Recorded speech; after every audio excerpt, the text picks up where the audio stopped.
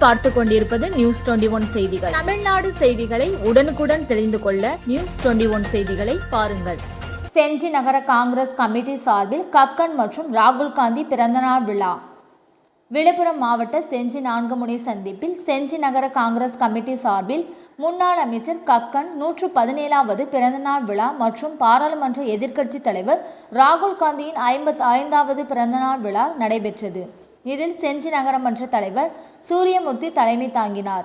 இந்நிகழ்வில் பொதுமக்களுக்கு அன்னதானம் மற்றும் இனிப்பு வழங்கினர். இந்நிகழ்ச்சியில் மாவட்ட சோனியா காந்தி பேரவைத் தலைவர் சீனிவாசன், செஞ்சி நகர முன்னாள் தலைவர்கள் விஜயகுமார், பழனி மாவட்ட செயலாளர் கோனை ராஜா மற்றும் திருமலை, சபீர்ஜான், பாஷா மற்றும் பலர் கலந்து கொண்டனர்.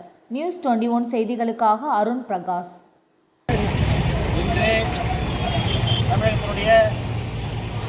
விடிவெள்ளி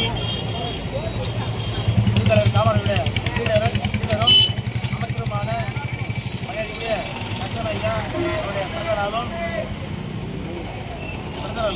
மரியாதைக்குரிய என்னுடைய வருங்கால இந்தியாவின் தளபதி ராகுல் காந்தி அவருடைய பிறந்தநாளையும் செஞ்சி கூட்டுறோட்டிலே மக்களுக்கு வழங்கி இந்த கூட்டத்தை நடத்தி கொண்டிருக்கின்றோம்.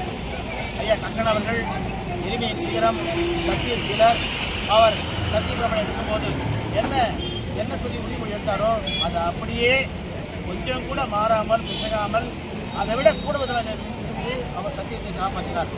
அந்த சத்திய சொல்லுங்கள் தான் இந்த விழா இருக்கோம். அடுத்து வருங்காலத்தை நாங்கள் எதிர்பார்க்கின்ற எங்களுடைய ராகுல் காந்தியுடைய ஆட்சி இந்தியாவில் மலர்ந்து இருக்காங்க என்று பொதுவாக கூறினார்.